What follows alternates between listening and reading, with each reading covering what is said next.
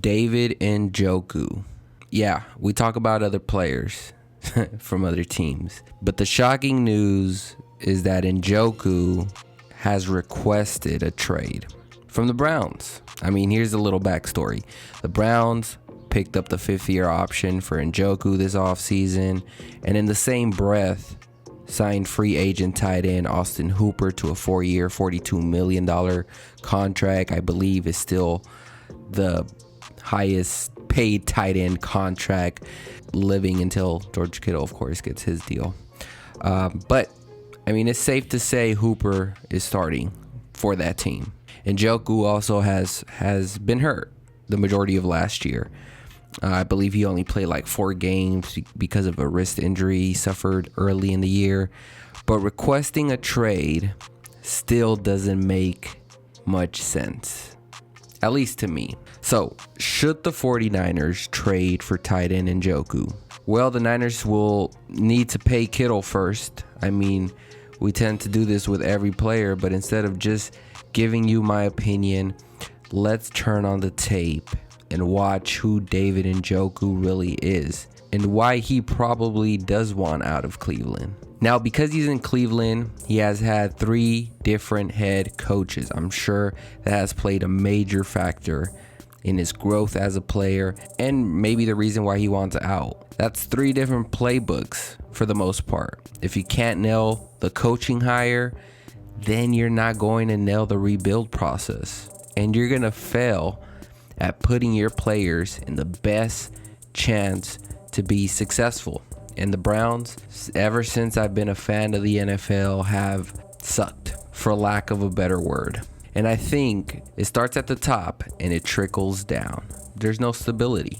So please, someone in Cleveland, just tell whoever is running that franchise they don't have to do this every time they go 2-14 or they have a bad season. If this is your guy, if Stefanski's your guy, the least you can do at this point is give him stability.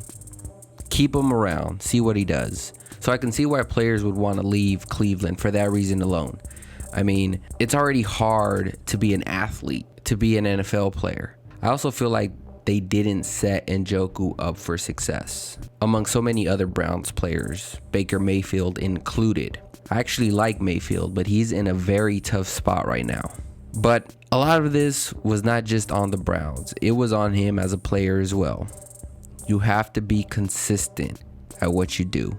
I think that's the main point here, being consistent. I feel like Njoku is a roller coaster ride just like Cleveland. Let me explain further. Drops.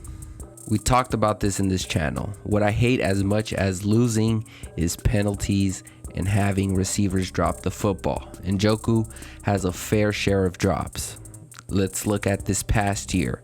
As a tight end, you're a big target for linebackers and safeties. You're typically slower than safeties but faster than most linebackers. So it's a reason why tight ends will typically eat around the middle, right? For that reason, you're expected to make these types of catches. Now, on this next play, I mean, honestly don't know how this happens. Sure, not the best throw, but you had it in your hands just to get it ripped out by the opposing player. This wasn't a drop, but it's just much worse. But not only last year, this was his drops from 2018. I mean, just flat out hit you in the hands type of drops. Now I can see why the Browns went out and picked up tight end Austin Hooper. There has to be consistency. I mean, I'm trying to help you out, Njoku, but I can't watching all these drops time and time again. So it's safe to say he needs to improve at catching the football. But he has his fair share of plays, and this is where the inconsistency comes in. I mean, you can make this play that was a tough catch, but not this play, which seemed a whole lot easier. Or this one here, he's a big target, Baker Mayfield. I mean, he knew he can take advantage of that. And why not throw him all the fade routes in the world? We're talking about a 6'4", 250-pound player. Let's see those hops. Let's see that athleticism. I mean, he knows how to use his body, put it on him, and he will come down with it. That's the upside of David Njoku. I mean, he's great with the ball in his hands because it's so hard to bring him down.